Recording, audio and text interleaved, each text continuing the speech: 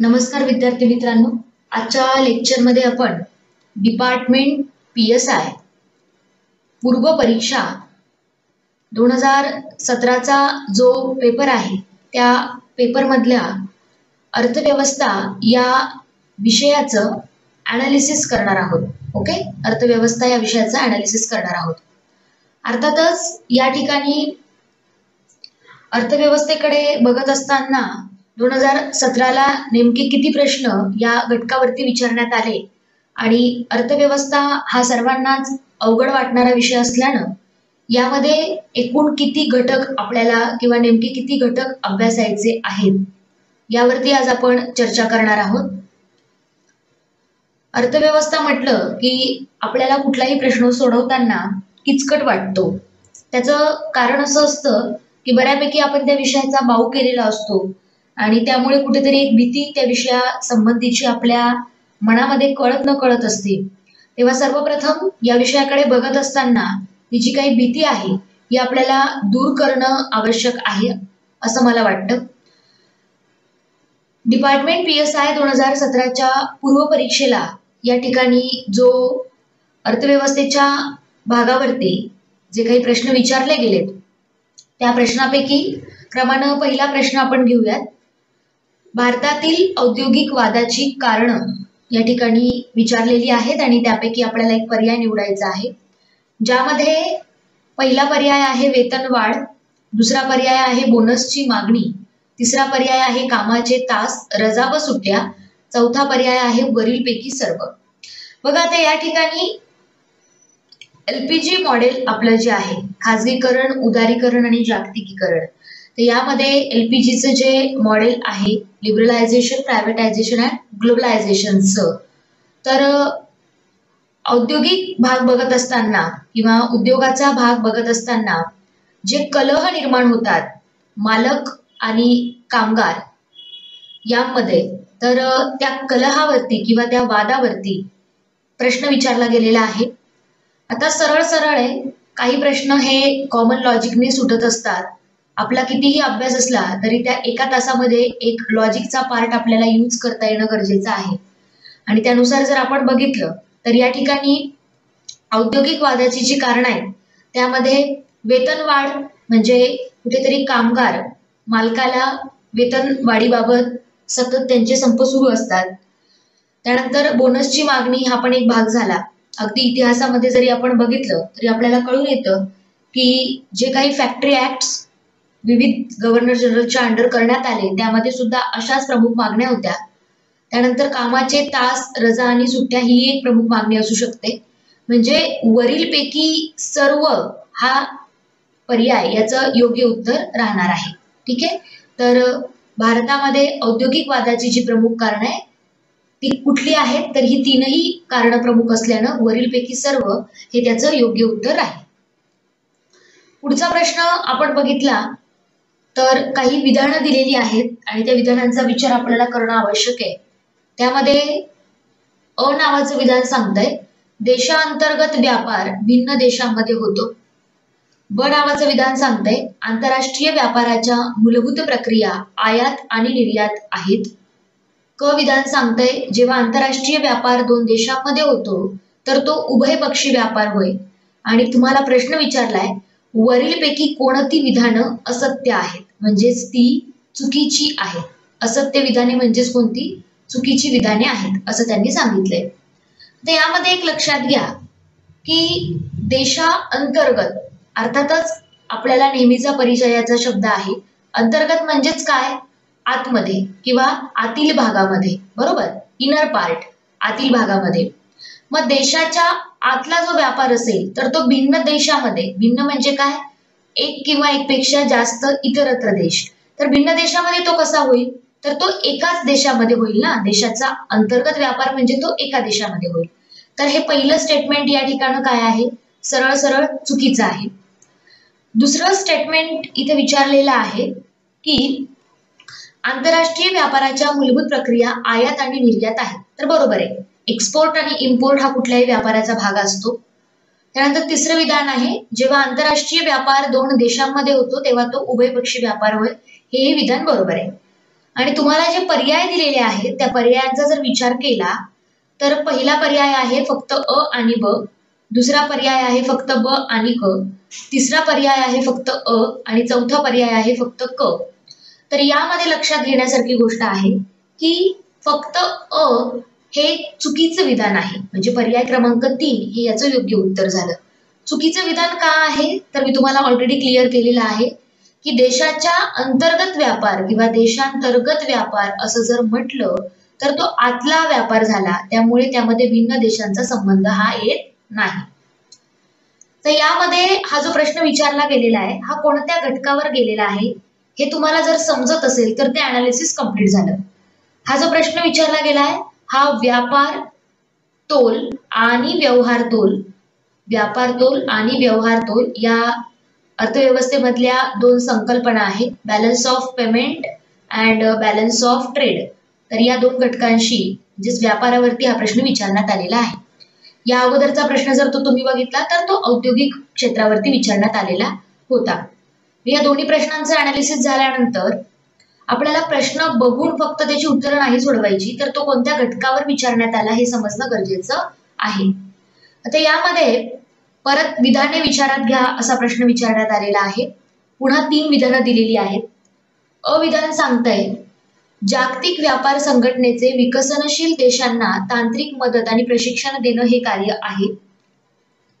ब विधान सांगतंय दक्षिण पूर्व आशिया राष्ट्रांच्या संघटनेचे कच्च्या तेलाचे आंतरराष्ट्रीय व्यापारातील नियंत्रण हे कार्य आहे. क विधान सांगतंय ब्रिक्स संघटनेचे सभासद देशांच्या अर्थव्यवस्था वृद्धीसाठी निधी उपलब्ध करून देणं हे कार्य आहे. तर यापैकी बरोबर विधान विचारलेली आहे. अगोदरचा जो प्रश्न बघितला त्यामध्ये असत्य विधान विचारलं होतं. आता इथे विचारलेले बरोबर असलेली विधानं ओळखा. तर यामध्ये एक लक्षात घ्या, इम्पॉर्टंट फॅक्ट जर बघितला तर जागतिक व्यापार संघटनेचं कार्य विकसनशील देशांना तांत्रिक मदत आणि आर्थिक किंवा या ठिकाणी प्रशिक्षण देणं हे कार्य आहे. हे विधान बरोबर आहे, म्हणजे अ हे विधान बरोबर आहे. ब विधानाबाबत विचार केला तर दक्षिण पूर्व आशिया राष्ट्रांच्या संघटनेचे कच्च्या तेलाचे आंतरराष्ट्रीय व्यापारातील नियंत्रण हे कार्य आहे, तर हे चुकीचं विधान आहे. क विधानाचा विचार केला तर ब्रिक्स संघटनेचे सभासद देशांच्या अर्थव्यवस्था वृद्धीसाठी निधी उपलब्ध करून देणं हे कार्य आहे, तर हे ब्रिक्सचं किंवा क नावाचं विधान सुद्धा या ठिकाणी योग्य आहे. आणि तुम्हाला जो प्रश्न विचारलाय तो हा आहे की कोणती विधानं बरोबर आहेत. तर या ठिकाणी कुठली विधानं बरोबर आहेत तर अ आणि क म्हणजे क्रमानं पहिला पर्याय हे त्याचं योग्य उत्तर झालेलं आहे. ठीक आहे. आता हा प्रश्न जो विचारण्यात आला हा आंतरराष्ट्रीय संघटनावरती विचारण्यात आला. आंतरराष्ट्रीय संघटनेचा जर तुम्ही विचार केला तर तुम्हाला आढळून येईल की अर्थव्यवस्थेचा जेव्हा अभ्यास आपण करतो तेव्हा IMF असेल, इंटरनॅशनल मॉनिटरी फंड, किंवा वर्ल्ड बँक असेल, त्यानंतर WTO असेल, अशा विविध आंतरराष्ट्रीय संघटनेवरती प्रश्न विचारले जातात. खरं तर आंतरराष्ट्रीय संघटनेचा एक स्वतंत्र भाग आपल्याला अभ्यासायला आहे आणि चालू घडामोडीच्या दृष्टिकोनातून सुद्धा या टॉपिकला इम्पॉर्टंट आहे. म्हणजे चालू घडामोडी जर बघितलं तर सरळ सरळ अगदी तुम्ही सिम्प्लिफाईड डायरी नावाचं एक इयरबुक आहे चालू घडामोडीच्या बाबतीत. तर सिम्प्लिफाईड डायरी जर तुम्ही घेतलं तर सिम्प्लिफाईड डायरीमध्ये सुद्धा एक चार्ट आढळतो आणि त्या चार्टमध्ये या ठिकाणी आंतरराष्ट्रीय संघटना, त्यांच्या स्थापनेचं वर्ष, त्यांचं मुख्यालय कुठे आहे ते, आणि सोबतच भारत त्या संघटनेचा सदस्य आहे की नाही हे महत्वाचं आहे. तर आपल्याला कोणती आंतरराष्ट्रीय संघटना महत्वाची ठरेल तर ती आंतरराष्ट्रीय संघटना जिच्यामध्ये भारत हा सदस्य असला पाहिजे. कारण पर्सनली सांगायचं ठरलं तर आपला पेपर हा महाराष्ट्र संबंधित असल्या कारणानं चालू घडामोडीच्या बाबतीत जिथे जिथे महाराष्ट्र येतो तिथे आपला संबंध असतो. आणि भारताच्या बाबतीत पहिली घटना जी कुठली असेल म्हणजे जे काही पहिलं असेल त्यावरती ज्या घटना असतात तर त्यावरही आयोग प्रश्न विचारतो. इतकाच मुद्दा मला सांगायचा आहे की आंतरराष्ट्रीय संघटना करत असताना त्या चालू घडामोडीच्या दृष्टिकोनातून पण तुम्हाला अभ्यासायच्या आहे. तो स्वतंत्र भाग या ठिकाणी विचारला जातो ज्यावरती आताही आपण प्रश्न आलेला बघितला. तर या प्रश्नाचं उत्तर अ आणि क असं आहे. ठीक आहे. त्यानंतर पुढे जर आपण गेलो, पुढचा प्रश्न जर आपण बघितला तर बघा, आपल्या देशात बँकांची बँक म्हणून कोण ओळखलं जातं? अर्थातच इथे बँकांची बँक म्हणून ओळखली जाते असं त्यांनी विचारलंय आणि खालील पर्याय दिलेले आहेत, ज्यामध्ये रिझर्व्ह बँक ऑफ इंडिया आहे, व्यापारी बँक आहे, स्टेट बँक ऑफ इंडिया आहे आणि वरीलपैकी कोणतेही नाही असाही एक पर्याय आहे. तर आता यात लक्षात घेण्यासारखी गोष्ट ही आहे की बँकांची बँक म्हणून आपण फक्त रिझर्व्ह बँक ऑफ इंडियाला म्हणतो, जिला आपण अंतिम त्राता असं सुद्धा संबोधतो. अंतिम त्राता असं सुद्धा संबोधतो. तर इथे रिझर्व्ह बँक ऑफ इंडिया हा पर्याय योग्य असल्यानं पर्यायामध्ये क्रमांक पहिला पर्याय हा त्याचं योग्य उत्तर राहील. हा प्रश्न विचारला गेलेला आहे तुम्हाला बँकिंग या सेक्टरवरती. अर्थव्यवस्थेचा अभ्यास करत असताना स्वतंत्र बँकिंग हे चॅप्टर आहे, ज्यावरती स्पेशली भर दिला गेलेला आहे. रिझर्व्ह बँकेवरती म्हणजे आरबीआय वरती हा प्रमुख प्रश्न विचारण्यात आलेला आहे. आता बँकिंग चॅप्टर जर तुम्ही बघितला तर तो पुस्तकात खूप मोठा आढळतो, त्यामुळे त्याचा तितका डीप लेवलला जाऊन अभ्यास करण्याची गरज नाहीये. काही प्रमुख सुपरफिशियल लेवलचे क्वेश्चन्स यावरती विचारले गेलेले आपल्याला आताच्या 2017च्या या पेपरमध्ये आढळतात. त्यामुळे भांडवल बाजार असेल किंवा सहकारी बँक व्यवस्था असेल याकडे बघत असताना आरबीआयला प्राधान्याने जास्त महत्व दिलं गेलेलं आपल्याला आढळतं. म्हणजे इथे आरबीआय वरती प्रश्न विचारण्यात आलेला आहे, त्यामुळे बँकिंग सेक्टरवरती हा प्रश्न आहे. पुढे बँकिंग सेक्टरवरचाच प्रश्न व्यापारी बँकेच्या संदर्भात आहे की व्यापारी बँकेचं प्रमुख कार्य काय आहे किंवा व्यापारी बँक पुढील कार्य करते, त्यातलं योग्य कार्य आपल्याला ओळखायचंय. ज्यामध्ये अ सांगतं चलन निर्मितीचे कार्य आणि ब सांगितलंय सरकारची बँक म्हणून कार्य आणि खाली 4 पर्याय दिलेले आहेत. त्यापैकी पहिला पर्याय फक्त अ, दुसरा पर्याय फक्त ब, तिसरा पर्याय वरील दोन्ही आणि चौथा पर्याय वरीलपैकी नाही. तर आता इथे लक्षात घेणं तुम्हाला गरजेचं आहे की या ठिकाणी व्यापारी बँकेचं कार्य हे कुठलंही नाहीये. म्हणजे तुम्ही जर हे बघितलं तर हे सरळ आरबीआयचं कार्य आहे आणि हे आरबीआयचं कार्य असल्यानं व्यापारी बँकेचं कार्य होऊ शकत नाही. त्यामुळे वरीलपैकी नाहीत असं त्याचं योग्य उत्तर राहील. म्हणजे व्यापारी बँकेचं हे कार्य नाहीच आहे म्हणून वरीलपैकी नाही हे त्याचं योग्य उत्तर राहील. हे तुम्ही लक्षात घ्यायचंय. म्हणजे हा सुद्धा प्रश्न बँकिंग सेक्टरवरतीच आला. म्हणजे बँकिंगला आपल्याला जास्त इम्पॉर्टंट द्यायचं असं यातून सांगायचं आहे. पण बँकिंगमध्ये पण फक्त जी कार्य आहेत बँकांची ती महत्वाची आहेत आणि स्पेशली आरबीआयच्या बाबतीत आरबीआयचं सगळंच महत्वाचं आहे. ठीक आहे. त्यानंतर पुढचा जर प्रश्न आपण बघितला तर तो आलेला आहे लोकसंख्या या घटकावरती. म्हणजेच लोकसंख्या संक्रमण सिद्धांतावरती हा प्रश्न विचारण्यात आलेला आहे. लोकसंख्या संक्रमण सिद्धांतानुसार खालील विधानं विचारात घ्या, ज्यामध्ये 4 विधानं दिलेली आहेत. अ सांगताय पहिल्या अवस्थेत अर्थव्यवस्था प्राचीन आणि मागासलेली असते. संक्रमण सिद्धांताच्या दुसऱ्या अवस्थेत लोकसंख्येची ही वृद्धी जलद होते. तिसऱ्या अवस्थेत शहरीकरण आणि औद्योगिकरण जलद होते आणि चौथं सांगितलंय 1921 नंतर भारताने दुसऱ्या अवस्थेत प्रवेश केला. तर लोकसंख्या संक्रमण सिद्धांताच्या या सगळ्या अवस्था आहेत, ज्यामध्ये आयोगाने 4 विधानं दिलेली आहेत आणि या 4 विधानांपैकी योग्य जी विधानं आहेत म्हणजेच बरोबर असलेली विधानं तुम्हाला ओळखायची आहेत. तर या 4ही विधानांचा विचार करता वरील सर्व विधानं योग्य आहेत. म्हणजे हा प्रश्न कोणत्या घटकावरती आलेला आहे तर हा प्रश्न आलेला आहे लोकसंख्या या घटकावरती. तर लोकसंख्येकडे बघत असताना तुम्हाला अतिशय डीप लेवलला जाऊन बघायचंय. डीप लेवल मी याच्यासाठी म्हणाले कारण सगळ्यात जास्त प्रश्न अगदी अर्थव्यवस्था असेल किंवा जेव्हा आपण भूगोलाचं पण अनालिसिस घेऊ किंवा विश्लेषण घेऊ तेव्हा त्या ठिकाणी लोकसंख्येवरती लोकसंख्येची गणना असेल. त्यानंतर इथे मी महाराष्ट्र आणि भारत दोन्ही बाबत बोलतेय कारण लोकसंख्या हा कॉमन टॉपिक आहे अर्थव्यवस्थेच्या दृष्टिकोनातून आणि भूगोलाच्या दृष्टिकोनातून. त्यानंतर लिंग गुणोत्तर असेल तर लिंग गुणोत्तरावरती पण प्रश्न विचारला जातो. पहिला कुठला शेवटचा जिल्हा कोणता असा तो प्रश्न असतो. आणि एकंदरीत लोकसंख्येच्या बाबतीत जे काही मायक्रो पार्ट्स असतील तर ते पण विचारले जातात सगळेच घटक. म्हणजे लोकसंख्या आपल्याला पूर्ण कव्हर करायचा आहे एवढंच तुम्ही लक्षात घ्या. तर संबंधित प्रश्न जो काही आहे लोकसंख्येच्या संक्रमण सिद्धांताचा तर त्यामध्ये वरीलपैकी सर्व हे त्याचं योग्य उत्तर राहील. त्यानंतर पुढचा प्रश्न बघायला गेलो आपण तर त्यामध्ये परत रिझर्व्ह बँक आलेली आहे. तुम्ही बघू शकता वेटेज आरबीआयचं किती आहे. बँकिंग सेक्टरमध्ये आरबीआयला किती प्रश्न विचारण्यात आले. रिझर्व्ह बँकेची पतनियमांची साधनं पुढील प्रमाणे आहेत, ज्यामध्ये अ सांगितलंय संख्यात्मक पतनियमांची साधनं, ब सांगितलंय गुणात्मक पतनियमांची साधनं आणि यामध्ये पुन्हा 4 पर्याय दिलेत. फक्त अ, फक्त ब, वरीलपैकी नाहीत आणि अ व ब दोन्ही. तर तुम्हाला विचारण्यात आलेले आहेत की कोणती साधनं आहेत. कोणती साधनं म्हणजे पतनियमन. पत म्हणजे काय झालं, पैसा. आणि जेव्हा ही पैशाचं नियम केलं जातात तर अर्थातच इथे पतनियमांची साधनं तुम्हाला विचारली म्हणजे नियमन विचारलं गेलेलं आहे. तर इथे जर आपण बघितलं तर संख्यात्मक आणि गुणात्मक ही दोनही पतनियमांची साधनं आहेत. त्यामुळे अ व ब दोन्ही पर्याय योग्य आहे. म्हणजे आरबीआयचा डिटेल अनालिसिस तुम्हाला करायचंय, डिटेल स्टडी तुम्हाला करायचंय. पुन्हा प्रश्न आरबीआय वरती आलेला आपल्याला आढळतो. आरबीआयच्या पतनियमांच्या साधनांच्या बाबतीत संख्यात्मक आणि गुणात्मक अशी दोनही साधनं आपल्याला आढळतात. त्यानंतर बघा या ठिकाणी 2011च्या लोकसंख्येवरती परत प्रश्न आलेला आहे.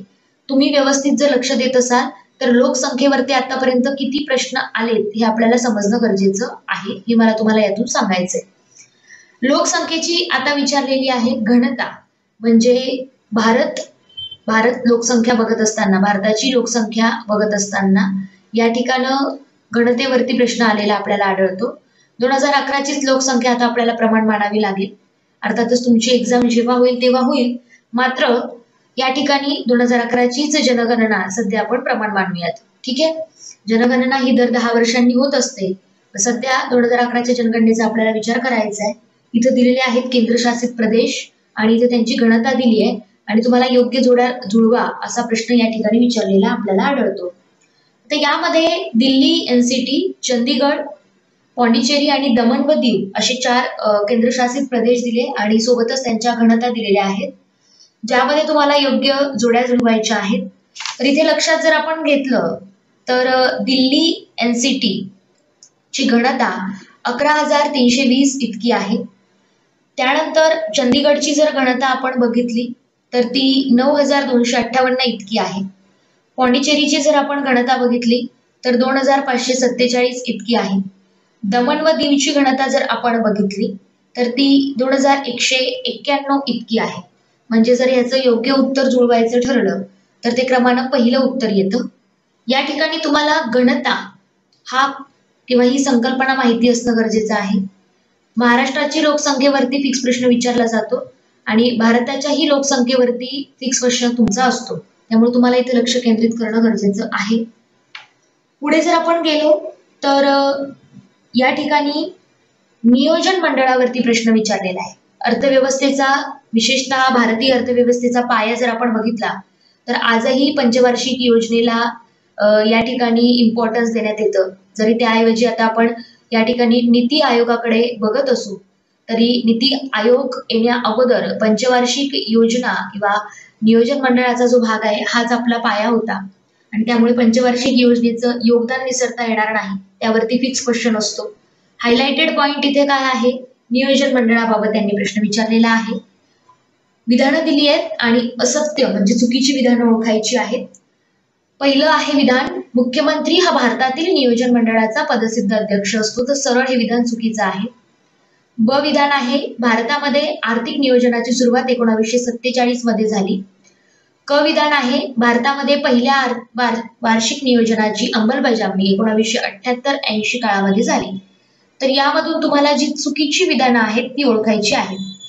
तर अर्थातच या ठिकाणी आपण जर बघायला गेलो तर सगळी विधानं ही चुकीची आहेत. ओके, सगळी विधानं ही चुकीची आपल्याला आढळतात. तर इथे मुख्यमंत्री हा तर नियोजन मंडळाचा पदसिद्ध अध्यक्ष नसतोच मुळात. भारतामध्ये आर्थिक नियोजनाची सुरुवात 1947 मध्ये झाली, हे पण चुकीचं विधान आहे. भारतामध्ये पहिल्या वार्षिक नियोजनाची अंमलबजावणी 1978-80 काळामध्ये झाली, हेही चुकीचं विधान आहे. म्हणजे असत्य विधानांचा जर विचार केला तर वरीलपैकी सर्व विधानं ही काय आहेत, असत्य विधानं आहेत. आता परत पंचवार्षिक योजनेवरतीच सलग प्रश्न आलाय, पण जरा डिफरंट फॉर्मॅटमध्ये आलेला आहे. इथे पंचवार्षिक योजना बघत असताना कसा प्रश्न विचारलाय माहितीये का, की पहिल्या पंचवार्षिक योजनेदरम्यान कोणत्या योजना सुरू करण्यात आल्या, दुसऱ्या पंचवार्षिक दरम्यान कोणत्या योजना सुरू करण्यात आल्या, पुन्हा तिसरी पंचवार्षिक योजना, असा सलग योजनेचा कालावधी जर बघितला तर नेमक्या कोणत्या योजना सुरू करण्यात आलेल्या आहेत असा तो प्रश्न विचारण्यात आलेला आपल्याला आढळतो. पहिली योजना इंदिरा आवास योजना, दुसरी जवाहर रोजगार योजना, तिसरी स्वर्ण जयंती ग्राम स्वरोजगार योजना आणि चौथी एकात्मिक ग्रामीण विकास कार्यक्रम. या चारही योजनांकडे बघितलं तर संबंधित योजना आणि योजनांचं वर्ष विचारण्यात आलेलं आहे. मग आता इथे पंचवार्षिक योजना बघितली तर पहिली पंचवार्षिक योजनेचा कालावधी किती होता, दुसऱ्या पंचवार्षिक योजनेचा कालावधी, हा असा कालावधी जरी तुम्ही लक्षात ठेवला तरी इथे आपल्याला अंदाज बांधता येतो की समजा 1985 ते 86 मध्ये आपण गेलो किंवा अगदी 1980 ते 85 मध्ये आपण गेलो तर या दरम्यान जर एखादी योजना सुरू झाली, समजा 80 ते 85 चा आढावा घेत असताना एखादी योजना 1983 ला सुरू झाली तर तुम्ही लगेचच म्हणू शकता की या कालावधीमध्ये सुरू झालेली पंचवार्षिक योजना कोणती, तर त्या दरम्यानचीच ही योजना सुरू केलेली आपल्याला आढळते. म्हणजे ही झाली शॉर्ट ट्रिक्स. आलं लक्षात. आता एक लक्षात घेणं गरजेचं आहे, इंदिरा आवास योजना ही या ठिकाणी नेमकी केव्हा सुरू करण्यात आली, तर इंदिरा आवास योजना 1985-86 ला सुरू करण्यात आली. इंदिरा आवास योजना 1985-86 ला सुरू करण्यात आली. जवाहर रोजगार योजनेकडे जर आपण बघितलं तर ती त्या ठिकाणी 1989 ला सुरू करण्यात आली होती. स्वर्ण जयंती ग्राम स्वरोजगार योजना जर आपण बघितली तर ती 1999 ला सुरू करण्यात आली होती. आणि पुढची जर आपण एकात्मिक ग्रामीण विकास कार्यक्रम बघितलं तर ते 1980 ला सुरू करण्यात आलेलं आपल्याला बघायला मिळतं. म्हणजे पंचवार्षिक योजना बघत असताना तुम्हाला त्या दरम्यान सुरू झालेल्या योजना कोणत्या आहेत हे समजणं गरजेचं आहे, हे मला यातून सांगायचंय. म्हणजे हा सुद्धा प्रश्न या ठिकाणी पंचवार्षिक योजनेवर आयोगाने विचारलाय.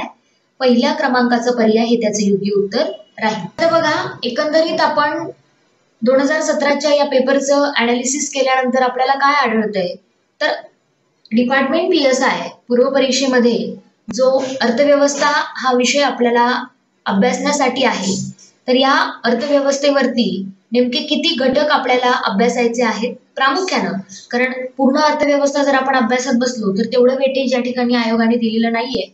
त्यामुळे काही प्रमुख फॅक्टर्स या ठिकाणी आपल्याला अभ्यासणं आवश्यक आहे. ज्यामध्ये बँकिंग वरती प्रश्न विचारण्यात आलेले आपण बघितले, RBI वरती प्रश्न होते. त्यानंतर राष्ट्रीय उत्पन्नाच्या बाबतीत म्हणजेच यामध्ये GDP ची संकल्पना असेल, NDP असेल, NNP असेल, या सगळ्या संकल्पना तुम्हाला विचारात घेणं गरजेचं आहे. त्यानंतर आर्थिक नियोजनामध्ये पंचवार्षिक योजनेचं खूप मोठं योगदान आहे, ज्यावरती सतत आयोग प्रश्न विचारत असतो. सध्या नीती आयोग जरी आलेला असला तरी सुद्धा पंचवार्षिक योजनेचं महत्व किंवा त्यावरती प्रश्न विचारण्याचं कमी झालेलं नाही. लोकसंख्या हा एक घटक आपण अभ्यासला किंवा बघितला या ठिकाणी. आताच्या पेपरला पण यावरती प्रश्न विचारण्यात आले होते. लोकसंख्येच्या बाबतीत सगळे जे मुद्दे ते प्रामुख्याने लक्षात घेणं गरजेचं आहे. त्यानंतर योजना म्हणजे विविध प्रकारच्या योजना या ठिकाणी सुकन्या समृद्धी योजना असेल किंवा अगदी पंचवार्षिक योजनांदरम्यान सुरू झालेल्या योजना सुद्धा महत्वाच्या आहे. म्हणजे चालू घडामोडीच्या दृष्टिकोनातनं योजना हा भाग आपण करणं आवश्यक आहे.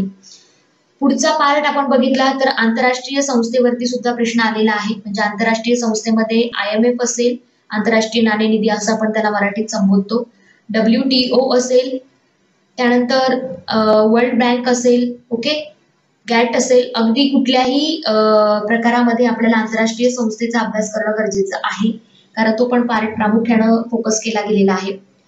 व्यापार तोल आणि व्यवहार तोल, balance of payment, balance of trade मध्ये रुपयाचं अवमूल्यन, त्यानंतर जे कायदे आहेत म्हणजे फेरा आणि फेमा हा घटक महत्वपूर्ण ठरतो. व्यापाराच्या बाबतीत किंवा औद्योगिक घडामोडींच्या बाबतीत इथे प्रश्न विचारले जातात.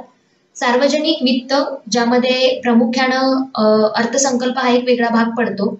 यामध्ये संसद हा भाग राज्यघटनेमध्ये बघत असताना काही समित्या ज्या आल्या होत्या किंवा अर्थसंकल्पाचा जो भाग आला होता, तर अर्थसंकल्प हा तसा थोडा बऱ्यापैकी संसद अभ्यासत असताना राज्यघटनेमध्ये पण येतो आणि अर्थव्यवस्थेमध्ये पण येतो. तर तो कंबाईन टॉपिक झाला. जसं की मी लोकसंख्येच्या बाबतीत सांगितलं की लोकसंख्या हा भूगोलाचाही भाग आहे आणि अर्थव्यवस्थेचा पण भाग आहे, तर त्याच्याकडे तुम्ही लक्ष देणं गरजेचं आहे.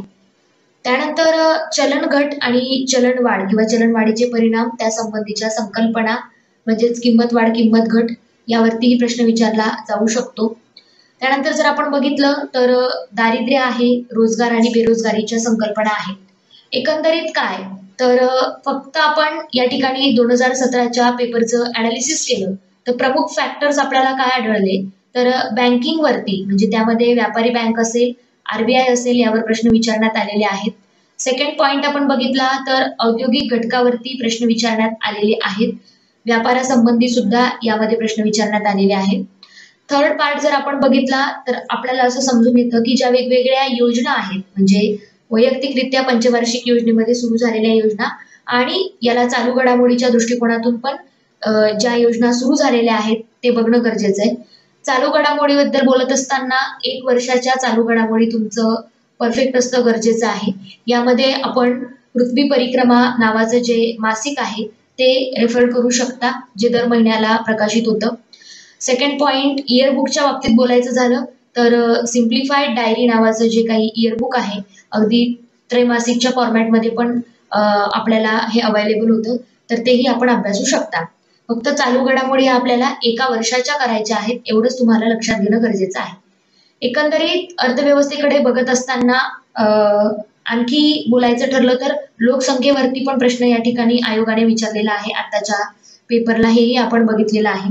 ओके, थोडक्यात एकंदरीत किती प्रश्न आलेली होती तर आपण ओव्हरऑल अनालिसिस केलं तर आपल्याला जवळजवळ एक 8 प्रश्न किंवा एक 8 ते 10 प्रश्न या ठिकाणी सरळ अर्थव्यवस्थेवरती आढळतात. म्हणजे 2017चा डिपार्टमेंटचा आपला पेपर बघितला पूर्व परीक्षेचा तर एकंदरीत एक 8 ते 10 प्रश्नांचं वेटेज आयोगानं या ठिकाणी दिलेलं आपल्याला आढळून येतं आणि त्यामुळे तुम्हाला सगळ्यात महत्वाचा जो पार्ट आहे तो इथे लक्षात घेणं गरजेचं आहे की आपल्याला अर्थव्यवस्था अभ्यासत असताना नेमकं काय फोकस करायचंय.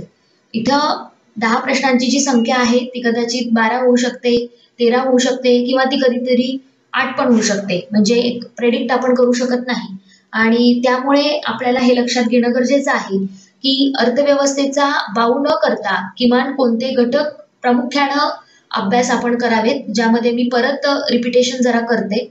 बँकिंग तुम्ही व्यवस्थित करणं गरजेचं आहे. बँकिंग वरती प्रश्न विचारण्यात आले, आपण आत्ताच बघितलं आरबीआय वरती प्रश्न आहे.